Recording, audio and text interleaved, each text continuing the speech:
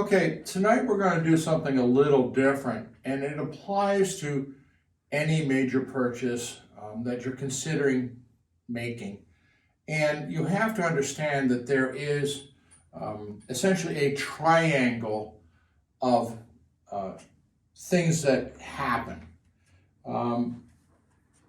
First one I'll put down is the quality.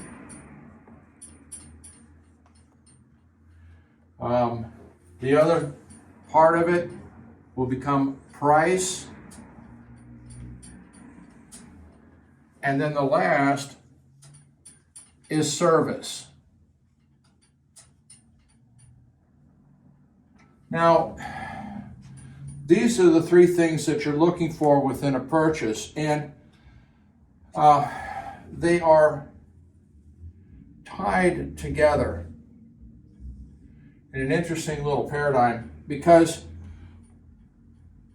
oftentimes, if it's a good merchant, you're going to wind up having a choice of only two of these three.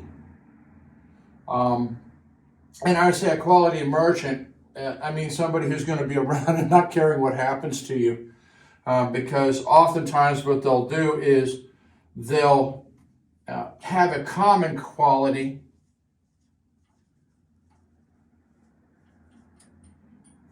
so to speak, with other people, and then they'll be price competitive and they'll promise you service, when in reality this more than likely truly doesn't exist.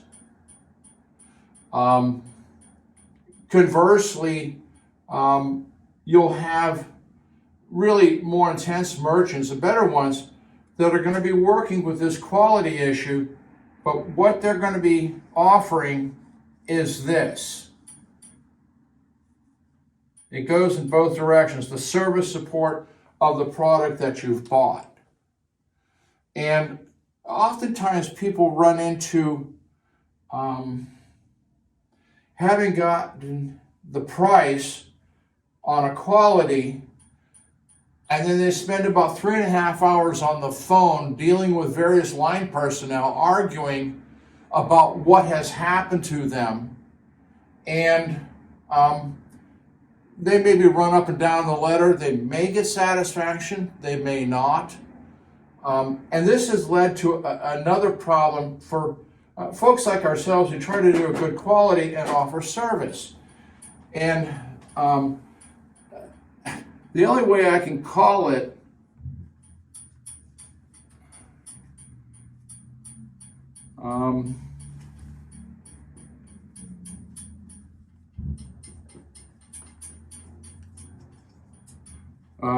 is this, that's probably not spelled right, but it's called impaling the retailer. And the reason I call it impale the retailer is that so many people have had terrible experience because they got the benefit of the price, that the only way that they can get the service they feel they're unjustified is they come in with essentially swords and sharecropping sort of stuff to beat the living hell out of the retailer who's already geared to give you service. But when they come in with this attitude, you immediately put a normal person on the defensive. And this is where it begins to go wrong if you're trying to get service from a good dealership. And I've had situations where I thought I was somebody who was denying them cell phone service, and they were going to get cell phone service whether it cost me my life or not. And all it was might be something like a broken connector on a speaker lead or something like that. So this is not a good approach if you're working with somebody who sells a good quality product and is there to provide you service. Now keep in mind, if you start screwing around and you start trying to drive in this direction, that the service is going to have to yield. There's no way anybody can provide you all three. So if you start bending that arrow and you start trying to drive for price, the service is going to roll back. It has to. because service isn't cheap. People are not cheap.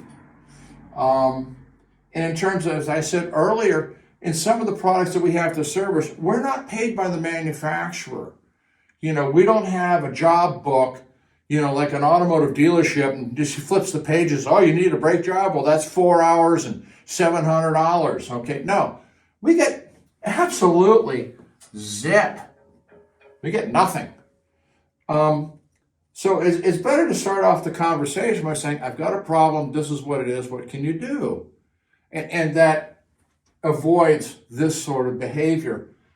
I'm sorry that people feel they have to resort to this behavior, but that's because they got some sort of deal from somebody who's not going to deliver them service. They get frustrated when they get none, and guess what? Then they take it out on the next person who happens to sell the same product. And it doesn't work that way. And I don't care what product you're looking at. This is really the Trinity of what you can look for. But keep in mind, you only get 2 of the 3. So,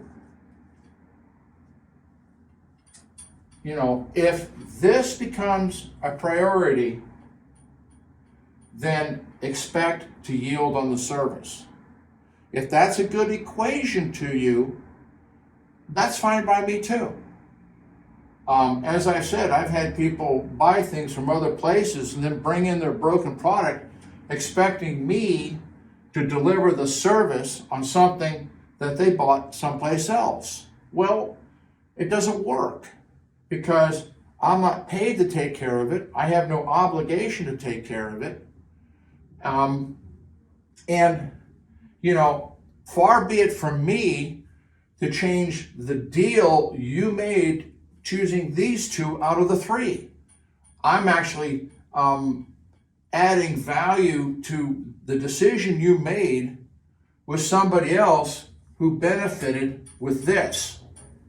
It doesn't make any sense for me to do that. And I've done it for a while, and I'm stopping it because I can't afford to pay people a decent wage, have a good atmosphere without being, stressed by impaling the retailer to deliver service for somebody where the company itself didn't get that.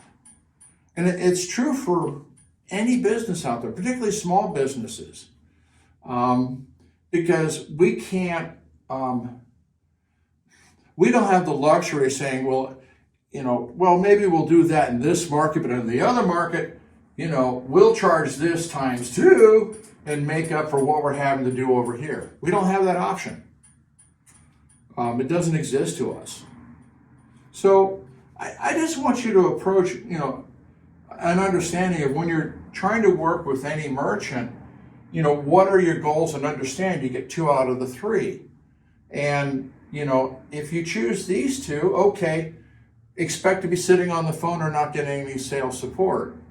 And the sad thing is that some people have grown so accustomed to this that they just basically say if something breaks, screw it, and they throw it in the trash and buy another one. So if we want to talk about caring about, the ecological system, this is really not a good idea.